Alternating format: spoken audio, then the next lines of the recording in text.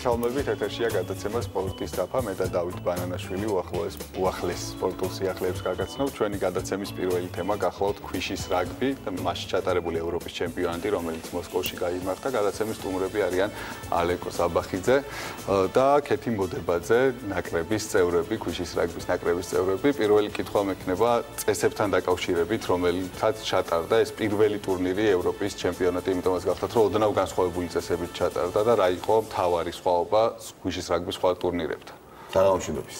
მოგესალმებით ჩვენ მაყურებელს. მთავარი წესი, რაც არ ველოდებოდით და იქვე შეგვიცვალეს, ის იყო, რომ ქვიშის რაგბში სხვა ტურნირებში არ იყო ბურთზე თამაში. აქ ისე მოხდა, რომ ბურთზე თამაში დასაშვები იყო. რის საფუძველზე შეცვალეს ეს, რა იყო ამის მიზეზი, როგორ ფიქრობთ? არ ვიცი, ადგილზე გადაწყვიტეს ის, რომ ეგეთი წესებით გვეთამაშა. და იქვე გავიგეთ, რომ ჩავედით მე. ცოტა დაბნეულობა გამოიწვია ალბათ ამ კი, რაღაც თავიდან პირველ თამაშზე ვერ ხვდებოდით. რუსები ეგრევე ბურთზე დაგვეთამაშებოდნენ, გვართმევდნენ ბურთს. ჩვენ მე უცებ მე მოვახდინეთ მობილიზება და მე მიშოვძელით ამ წესებზე ვიდგა თამაში. რაღაც ადაპტირება მოერგეთ ნელ-ნელა წესებს. საინტერესო ასევე მოსამზადებელი ეტაპი, როგორც ვიცი, საკმაოდ გვიან გავიგეთ, როგორც ქალთა ასევე ვაჟთა ნაკრებებმა, რომ ეს ტურნირი საერთოდ ტარდებოდა და მომზადებაც თლად კარგი ვერ გამოვიდა ჩვენთან. კი, ბოლო კვირას გავიგეთ, რომ მიდიოდით ამ ტურნირზე და სულ სამჯერ მოგვიწია მოედანზე შესვლა და ქვიშასო შევდით, მაგრამ ეს ფიზიკურად არ არის თბილისში ქვიშის რაგბის სტადიონი და ისიც ფრენბურთის მოედანზე ვიყავით ნახევარ სტადიონზე შესულები და იქ ვარჯიშობდით და ცოტა რთული იყო მე დიდ მოედანზე გადასვლა და სივრცის აღქმა. კეთი, გოგოების ნაკრებზეც რო ვისაუბროთ, თქვენ შეთამაშების პრობლემა ერთმანეთში ნაკლებად გექნებოდა, თვინაიდან 7 ქალა ნაკრების წევრებიც ხართ, ერთმანეთს ძალიან კარგად იცნობთ. როგორი იყო ჯერ პირველ დღეზე რო ვისაუბროთ ქვიშის რაგბის ჩემპიონატი? მაყურებელს მოგესალმები. ეგ პრობლემა მეც როგორც ვფიქრობ, მართლა არ ქონია შეთამაშების პრობლემა, მაგრამ ყველაზე ცუდი ის იყო ადაპტირება იყო ქვიშასთან რთული, იმიტომ რომ ჩვენს ბიჭებს არ იყო ძალიან 5 თვით ადრე დავიწყეთ ვარჯიში, ოღონდ ჩვენ რუსთავში დავდიოდით და რა ვიცი, ამ ხრივ იყო პრობლემები, მაგრამ პირველმა დღემ შედარებით კარგად ჩაიარა, გეგმები ისეთი ჰქონდა, რომ არც კი ვიცოდით როგორი გუნდები იქნებოდა რა ზოგადად და მოლოდის გადააჭარბა ეხლა რა თქმა უნდა თან მოგება გვინდოდა, მაგრამ ცოტა სხვა რაღაცები გამოიკვეთა მე სხვა ფაქტორები თორე. კეთი, სანამ ფინალამდე მივალთ, ჩვენ ჯგუფი გავიხსენოთ, კადრებსაც ხედავს მაყურებელი ეკრანებზე, საქართველო, რუსეთი, ბელარუსი, ლიტვა, ეს იყო ჩვენი ჯგუფი და მოდი აი ესე დავკონკრეტდეთ, იგივე ლიტვასთან და ბელარუსთან თამაშები გავიხსენოთ და რუსეთთანაც მივალთ მე. თვითონ თამაშებიდანაც ჩანს რა, ლიტვა საკმაოდ არ იყო ესეთი ძლიერი გუნდი რა. თვითონ ქვიშის გარდა 7 ქალასაც თამაშობენ, თუმცა ეგეც არ აქვს დიდი ხანი, რაც თამაშობენ ეგ დრო და ბელარუსს რაც შეეხება, თვითონ ნაკრები ახალი ჩამოყალიბებულია, მაგრამ გოგოები რა 5-6 წელია ვარჯიშობენ. ჩვენთან ყველაზე ხანდაზმული კიდე 5 წელია რაც ვარჯიშობს რა. მაგრამ ბელარუსს პირველ დღეს რავი ძალიან დაძაბული ბრძოლა ჰქონდა. ჩემი აზრით თუ გინდათ კი 6-5 ძალიან ისეთ თამაში მოვაბრუნეთ, მაგრამ წესით არ უნდა გაგვჭიროებოდა რა ჩემი პირადი აზრით, ეგ მეორე დღესაც უკვე გამოჩნდა, როცა 6-1 ქალი მოვჭირთ რა. პირველ დღეს რა გოგოები მაინც დაძაბულები იყვნენ ქვიშასთან ადაპტირებად და რა ვიცი. თან პირველ დღეს ისე გამოვიდა, რომ მაყურებელს არ უნახავს პირველ ტაიმში 4-1 იყო ანგარიში, მე უკვე ამ სამქულიანი უპირატესობას აღმოფხვრა მოგიწია და სწორედ ამიტომაც გამოვიდა დაძაბული, თორემ მატჩის მეორე ნაწილში ძალიან დიდი უპირატესობა ჰქონდა. ალეკო, იმაზე ვსაუბრობდით ჩვენ, რომ 7 კაცსა და 7 ქალა რაგბის გავსად, ქვიშის რაგბზეც იგეგმება, რომ ახლა არა, თუმცა შემდეგ ოდესმე ოლიმპიური სახეობა გახდეს უკვე მომდევნო ოლიმპიადაზე. რუსეთში სწორედ ამის გამო ალბათ დიდი ყურადღება ექცევოდა, როგორც ვიცი, ამის შიდა ჩემპიონატი მათ ცალკე აქვს საერთოდ და ცალკე გუნდები ასპარეზობენ სპორტის ამ სახეობაში. კი, ჩვენც ეგეთი ინფორმაცია მოგვივიდა, რომ ბევრი გუნდი ყავთ კონკრეტულად ქვიშის რაგბის და მათ იცოდნენ, რომ ეს ჩემპიონატი ჩატარდებოდა, ემზადებოდნენ ამისთვის. ხოლო ჩვენთან მოვიდა ეს ინფორმაცია გვიან და ალბათ მომავალში თუ განვითარდება და ჩატარდება უფრო მეტი ჩემპიონატი და უფრო დიდი მასშტაბების ჩვენს მომზადებით და აუცილებლად ვასახელებთ საქართველოს ამ კატეგორიაში. ვაჟებზე გადავიდე და ვაჟების ტურნირზე სადაც 8 გუნდმა მიიღო ხო მონაწილეობა ჩვენ ჯგუფში ჩვენთან ერთად რუსეთი, ბელარუსი და ასევე იყო ესპანეთი. როგორ გაიხსენეთ და როგორ შეაჯამებთ რიან ჯგუფში ასპარეზობასა გამოსვლას? შედარებით სუსტი მეტოქით რომ დაგვეწყო, უფრო მომზადებულები ვიქნებოდით მე უფრო ძლიერი მეტოქისთვის. პირდაპირ რუსეთის ნაკრებში შევხვდით პირველივე მატჩში და ცოტა ძალიან გაგვიჭირდა ქვიშას შეჩევა ამ ძლიერ გუნდთან თამაში, მაგრამ მე მოვახდინეთ ჩვენმა მწვრთნელმა გიგი კოპალიშვილმა მოვახდინა ის დაალაგა თამაში. სამენების შეცვლაც უფრო გააზრებულად ხდებოდა და მე ადვილად დავამარცხეთ ბელორუსის ნაკრებიდან ესპანეთის ნაკრებიც. ესპანეთის ნაკრები საკმაოდ ძლიერი გუნდი იყო. ნუ ეგ ძალიან მნიშვნელოვანია, ვინც არ იცის სპეციფიკა, იგივე მაყურებელმა, როდესაც გონიათ რომ რადგანაც მოკლე ტაიმებია, ეს არ არის დამღვრელი, შეცვლას დროულს ძალიან დიდი მნიშვნელობა აქვს. საერთოდ სხვა სპეციფიკა აქვს ქვიშის როგს, თუნდაც განსხვავებით 7 კაცსა და 7 ქალა რაგბისგან. კი, ანუ 7 კაცსა ბევრად დამღვრელია ვიდრე 15 კაცსა, მაგრამ ეს სხვა რაღაცა არის ქვიშის რაგბი. იმ 4 წუთში შეიძლება დაიღალო ისე როგორც 80 წუთში შევერ დაიღლები მოედნის რაგბს. 15 კაცსა რაგბში. ამას ისიც გარაპირობებს ალბათ რომ მოედნის ფართით შეზღუდულია და ძალიან ხშირად უწევს თითოეულ მორაგბეს კონტაქტში შესვლა და ჯაჭვური. ბევრად მეტი ძალა და ენერგია გჭირდება იმ მონაკვეთის გასარბენად ქვიშაში, ვიდრე მოედნის რაგბზე. გოგონებზე ცალკეც რო ვისაუბროთ, 7 ქალა ნაკრები ყავს ჩვენ, რა შედეგები აქვს ჩვენ 7 ქალა ნაკრებს და რა იგეგმება მომავალში? წელს ევროპის საკვალიფიკაციოზე გავედით მესამე ადგილზე, ავსტრიასთან დავმარცხეთ ნახევარფინალში, რაც რა ვიცი, პირველ დღეს მოვუგეთ ძალიან ადვილად. მეორე დღეს არ ვიცი რა ისე გვიმტყუნა ბედმა და წავაგეთ ნახევარფინალში. ეს იყო, ანუ ჩვენი მინიმუმი იყო ის, რომ ფინალი გვეთამაშა, იმიტომ რომ აში ავსულიყავით.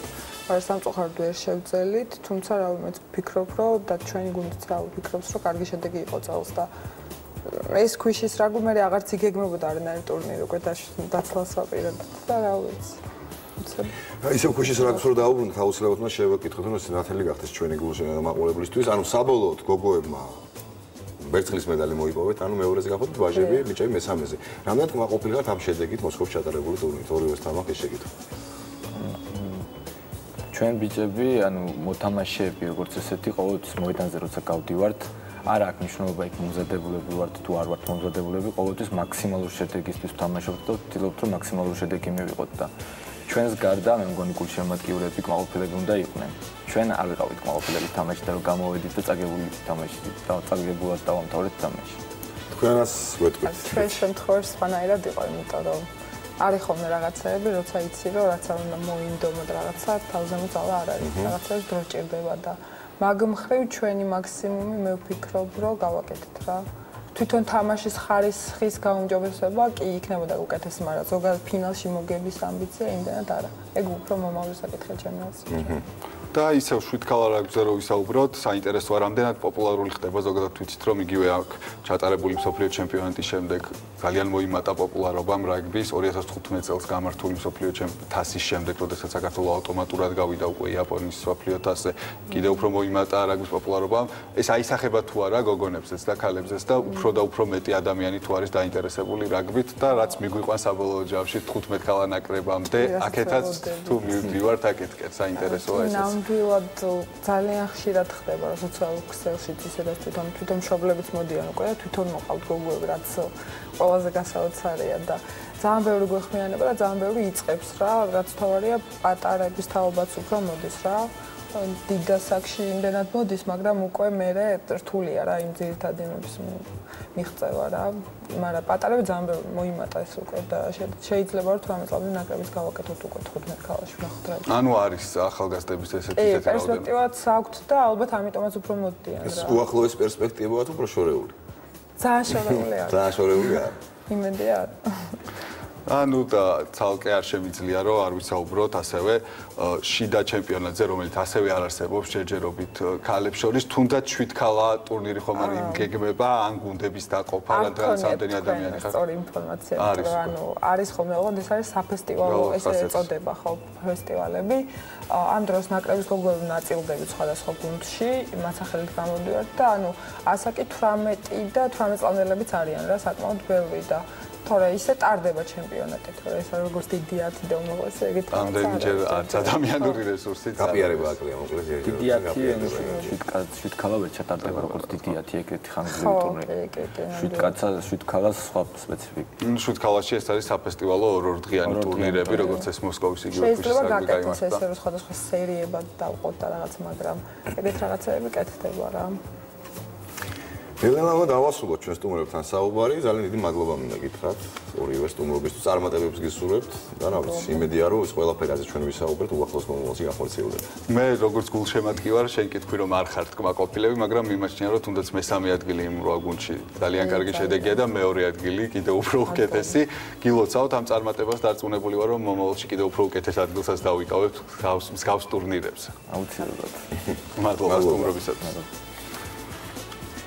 შემდეგ თემებზე ვისაუბროთ, ხო? ნელ-ნელა უკვე გადავიდეთ, რომელიც არის საჭადრაკო მსოფლიო თასი, როგორც მოგეხსენებათ, ამასთან დაკავშირებით დღეს გაიმართა სასტუმრო Baltimore კონგრეს ჰოლში პრესკონფერენცია საჭადრაკო მსოფლიო თასი თბილისში 2-დან 28 სექტემბრის ჩათვლით გაიმართება და მასში მონაწილეობას მსოფლიო რეიტინგის წამყვანი მოჭადრაკეები მიიღებენ. მსოფლიო თასზე თბილისში 48 ქვეყნის 128 მოჭადრაკე იასპარეზობს. ტურნირში სრულად მიიღებს მონაწილეობას რეიტინგის წამყვანი 15 სპორტსმენი და მათ შორის იქნება, რა თქმა უნდა, მაგნუს კარლსენიც, რომელიც რამდენი ლიდერია დღევანდელი საჭადრაკო მსოფლიო საჭადრაკო რუკაზე, ასე ვთქვათ. საჭადრაკო მსოფლიო თასი ჩეკინ ჯორჯიას ფარგლებში ტარდება. სულ ერთ თვე პრაქტიკულად რჩება მსოფლიო თასის დაწყებამდე 2 სექტემბერს იქნება ოფიციალური გახსნა. ძალიან სერიოზული ნიუსია, რომელიც 2 დღის უკან ოფიციალურად გაჟღერდა ფიდეს ვებსაიტზე.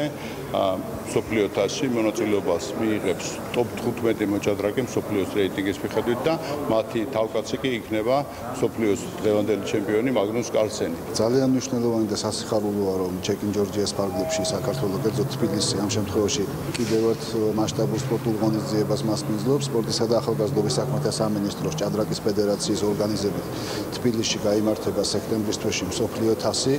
ეს არის ძალიან მნიშვნელოვანი ტურნირი.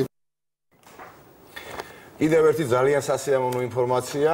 უნგრეთის ქალაქ დიორში მიმდინარე ახალგაზრდულ ევროპულ ოლიმპიურ ფესტივალზე მორიგი ოქროს მედალი აიღო ჩვენმა დელეგაციამ და კვლავ ძიუდოისტებმა გვასახელეს. ამჯერად გოგონებში მარიამ ჭანტურია მიჭიდავა შეუდარებლად, ხედავთ მის მომგებიან ილეს ფინალში სერბ ანია ობრადოვიჩის წინააღმდეგ. ბოლო წამებზე პრაქტიკულად 37 წამი რჩებოდა შეხვედრის დასრულებამდე, როდესაც მარიამმა ეს მომგებიანი გდება გააკეთა და გახდა კიდეც ტურნირის გამარჯვებული. აქვე აღნიშნავთ დღეს 91 კილოგრამ წონით კატეგორიაში ბრინჯაოს მედალი მოიპოვა ვლადიმერ ახალკაცმა. სულ კი ჯამში ქართულ ძიუდოისტებს მიმდინარე ოლიმპიურ ფესტივალზე უკვე აქვთ 2 ოქროს, 1 ვერცხლის და 1 ბრინჯაოს მედალი და არ დაგვაუწეს რომ ხვალ უკვე ძიმე წონითი კატეგორიები შედარებით ერთვებიან. ქალებში ჩვენი ნაკრების მედროშე სოფიო სომხიშვილი დაიცავს ჩვენ გუნდის ღირსებას და დარწმუნებული ვარ რომ უმედლოდ სოფიო იქ არ დარჩება. პლუს ამას ვაჟებშიც 2 წონაა 4-90 და პლუს 90 და იქაც რა თქმა უნდა ბექაულისგან და ასევე კიდევ ერთი მონაწილე ემაჭელისგან იგეგმება მედლები. მოკლედ ძალიან კარგად გამოდიან ჩვენ ძიუდოისტები უნგრეთში მიმდინარე ამ ევროპის ფესტივალზე. ვისაუბროთ ფეხბურთზეც. ბაიერნმა საერთაშორისო ჩემპიონთა თასზე ასპარეზობა დაასრულა. მან 3-დან მხოლოდ 1 შეხვედრის მოგება მოახერხა. ბოლო შეხვედრა კი მილანის ინტერთან დათმო, ანგარიშით 0-2, ორივე გოლი იტალიის ნაკრების ფორვარდმა ედერმა გაიტანა მერვე და 29 წუთებზე კანდრევასა და პერიშჩის პასები გამოიყენა. მან ორივე მილანურ გუნდთან წააგო ბაიერნმა ამ ტურნირზე, თუმცა რამდენად ასახავს ეს რეალურ ძალებს ამ კლუბების საკამათოა, ვინაიდან ნახეთ ჩვენ იგივე ბაიერნის წელს ჩემპიონთა ლიგაზეც და საკმაოდ ულისხანე ძალას წარმოადგენდა. მაინც ალბათ იტალიური ფეხბურთის კომაგებისთვის ეს პოზიტიური სიახლე არის, რომ იტალიურმა გუნდებმა, როგორც მილანმა, ასევე ინტერმა დაამარცხა ევროპული გრანდი, ასეთი დიდი და მოცემულ მომენტში მართლა ძალიან ძლიერი საფეხბურთო კლუბი. La posizione di partenza era regolare. ამერიკის შეერთებული შტატების საფეხბურთო ნაკრები კონკაკაფის ოქროს თასის მფლობელი მე-6-ად გახდა. მათ ფინალში იამაიკის ნაკრები დაამარცხეს ანგარიშით 2-1. ანგარიში 45 წუთზე ამერიკელმა ჯოზი ალტიდორმა გახსნა, 59 წუთზე ჯივონ ვოტსონმა იამაიკელმა ფეხბურთელმა გაათანაბრა, თუმცა მატჩის დამთავრებამდე 2 წუთით ადრე 98 წუთზე კლინტენ დემსის პასით გამარჯვების გოლი ჯორდან მორისმა გაიტანა. ამერიკას ეს ტურნირი 1991 2011, 2002, 2005, 2007 და 2013 წლებში აქვს. მოგებული იამაიკა კი ფინალში პირველად იყო გასული და მათთვის სამწუხაროდ ასე ბოლო წუთზე დამარცხდა ამერიკის ნაკრებთან. ტურნირის საუკეთესო მოთამაშედ რომას ყოფილი ფეხბურთელი მაიკლ ბრედლი დაასახელეს. ხო, განსაკუთრებით ჟოზე ალტიდორის გოლი უნდა გამოყოთ, პირველი საჯარიმო და ძალიან ლამაზი გოლი გამოვიდა. შენ ახსენე ლუკა რომ მეექვსედ გახდა ამერიკის შეერთებული შტატები აღნიშნული ტურნირის ამ ტიტულის მფლობელი. ხოლო სულ ჯამში უფრო მეტჯერ მექსიკის ნაკრებს ხონია მოგებული 10 ჯერ ესეც უნდა აუღნიშნოთ აუცილებლად. და ბოლო ინფორმაცია დღევანდელი ჩვენი გადაცემის ჩემპიონთა ლიგის საკვალიფიკაციო ეტაპი გრძელდება, გუშინ გაიმართა მორიგი შეხვედრები მესამე საკვალიფიკაციო ეტაპზე ნიცამ საკუთარ მოედანზე ამსტერდამის აიაქსს უმასპინძლა ძალიან საინტერესო მატჩი გამოვიდა, რომელიც პრაქტიკულად გარდამავალი უპირატესობით წარიმართა, ორივე გუნდს ჰქონდა რეალური მომენტები და ანგარიში გაიხსნა 32 წუთზე მარიო ბალოტელიმ იტალიელმა ფორვარდმა დააწინაურა ფრანგულ ნიცა, ამ გოლსაც ჩვენ ძალიან მალე ვნახავთ. კიდევ ერთხელ უნდა აღვნიშნოთ, რომ პრაქტიკულად ვერცერთ გუნდს ესე ვერ მიანიჭებდი უპირატესობას, ბოლოსკენ ოდნა უფრო ალბათ სტუმრები ამსტერდამელები გააქტიურდნენ და ამიტომაც მოახერხეს მათ გოლის გატანა და ანგარიშის გათანაბრება. აი ხედავთ ახლა მომენტს, ძალიან კარგი გარღვევა მარჯვენა ფლანგიდან და ბალოტელი გამორჩათ ახლა უყურადღებოთ იქ სტუმრებს. აი მე ხედავთ უკვე და ნახავთ ძალიან მალე ამსტერდამის აიაქსის გოლს. აქ მეკარე არ იყო მაინც დამაჯერებელი, გამოვიდა კარიდან მუშტით მოიგერი არც თუ შესოს ბურთი და ვანდებეკმა შეძლო და პრაქტიკულად სარიელ კარში მაღალი ბურთი გადაგზავნა. საბოლოოდ 1-1 განმეორებით შეხვედრაში ამსტერდამ არენაზე გადაწყდება აქ ყველაფერი. ისიც უნდა აღვნიშნოთ, რომ გუშინ სელტიკმა უმასპინძლა ტრონჰეიმის რუსემულს, გლაზგოვში გაიმართა შეხვედრა და ვერ მოიგო სელტიკმა და უდაო ფაულად მიიჩნეოდა. თამაში გატანილი გოლების გარეშე დასრულდა და ასევე კიდევ ერთი მატჩ გამოუყო ძალიან გოლიანი და შედეგიანი შეხვედრა. ბრიუგე შეხვდა ბაშაკშეჰირს, ეს არის თურქული კლუბი. ძალიან ისე იყო, ხან ერთი გუნდი იგებდა, ხან მეორე, მაგრამ საბოლოოდ პრეს 3-3 და აი ამ შედეგით ალბათ თურქულმა კლუბმა მიიღო გარკვეული უპირატესობა, მაგრამ ყველაფერი ახაც რა თქმა უნდა განმეორებით შეხვედრაში გადაწყდება თურქეთში. ეს იყო ბოლო ინფორმაცია, რომელიც დღეს ჩვენ გაგაცანით, რაც მოვასწარით, გემშვიდობებით მომავალ შეხვედრა. ნახვამდის.